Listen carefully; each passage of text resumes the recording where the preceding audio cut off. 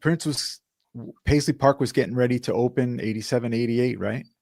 87, June of 87. Okay. Did you know that you were going to leave, or tell us about the process of how you decided to leave? Or Well, it was decided for me.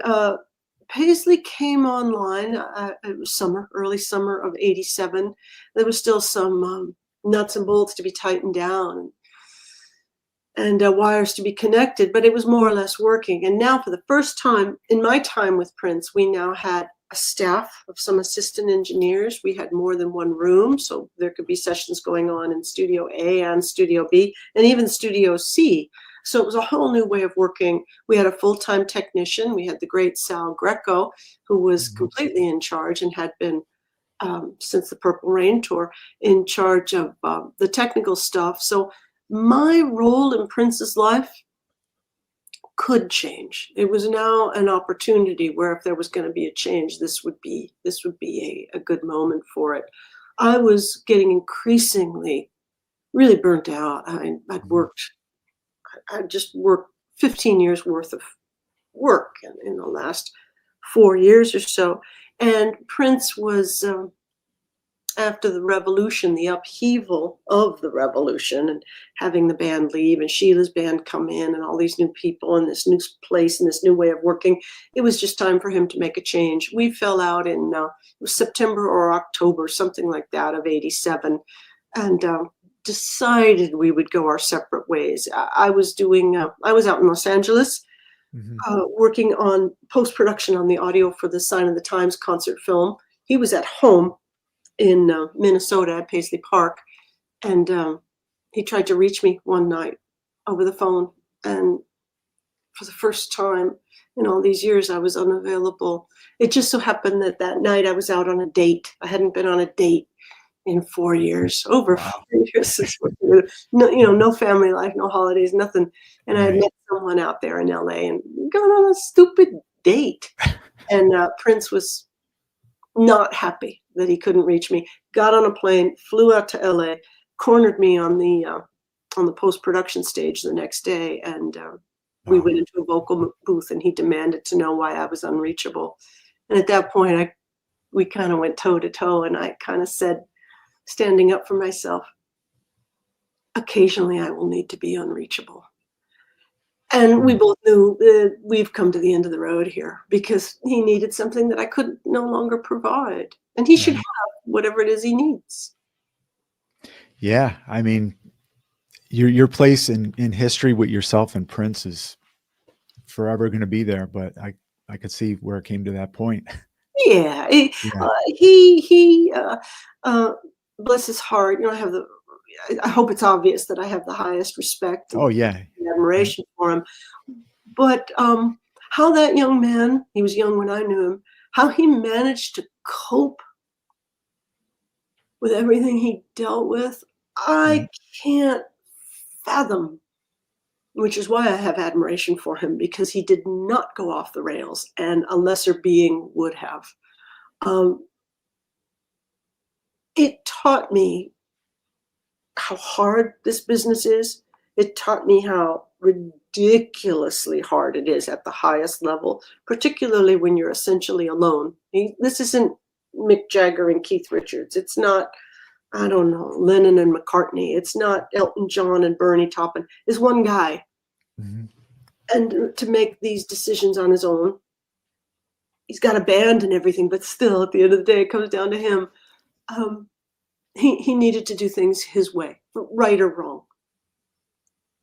And seeing him on tour all along those years and recording, did you see any effect from the touring as far as, I mean, he pushed through everything, but I know. How difficult was it for him that you could see? He had a will of iron. I was thinking, because I have a cold right now, I was thinking of this the other day, that we would get sick. Of course, we'd come down with colds, but you never took a day off. You didn't not show up. You never called in sick. He never did. He never, the time I was with him, he never canceled a show. And the medicine he would take is Dayquil. Oh, just okay. All his bottles of Dayquil to make it onto stage. Tough guy. Yeah. And we love the splits. We as fans, we loved it all. But Yeah. yeah, just a unique performer. Uh, on to other people you've worked with from the Prince camp, Wendy and Lisa, great musicians. You worked on 2 of the records, right? I worked on, I worked on Fruit at the Bottom, the second album that they did Mhm. after Prince, and then also the Eroica album. Okay. Mm. So in the studio, were they different than working with Prince? They're my friends, so yeah. I mean, when we were together, it's working with friends. Um, people you hang out with when you're not working. Where Prince, I can't call him a friend because we didn't have that relationship.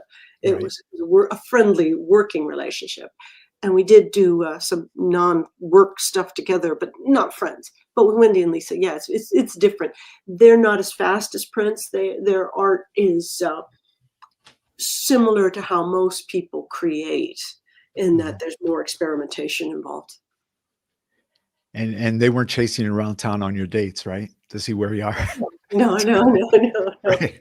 No, they're Yeah. normal human Yeah. beings. Yeah. Jesse Johnson, Every Shade of Love. You worked on Yeah. that record, right? Yeah. Where did he record Every Shade of Love, or was it in different spots? At that time, we did some. He had a home studio, um, in his home in Blaine, Minnesota. After he left Prince, he and Teresa, his wife, they had a condominium in Blaine, and he had a home studio there. And Mhm. so after Prince, and before I left and went out and worked for the Jacksons out in California, I was still in Minnesota for a few months, and Jesse and I did some work together. That home studio in Blaine. Yeah, I know he did some of those recordings elsewhere as well, because he was signed to A&M Records, and they were based out of Los Angeles. But the stuff I did with him was at home, at his home. And he bought Prince's console, right? One of the old ones? Yeah, he bought one of the old consoles. Yeah. Right. Um, you're a big Talking Heads fan. I Mm. am as well. David Byrne, how did that come about that you were working with him on a couple records? Yeah, I am a lucky person because a lot of my dreams just seem to come true. Uh, what happened was I had a manager at that time when I was an independent engineer, mixer, producer, and my manager recommended me for the David Byrne gig. I Mhm. don't remember doing a producer audition with David. In fact, I didn't. I didn't do a producer. A producer audition is where assigned artists will meet with various producers before deciding who to hire. But anyway, David had hired Mitchell Froome and Chad Blake.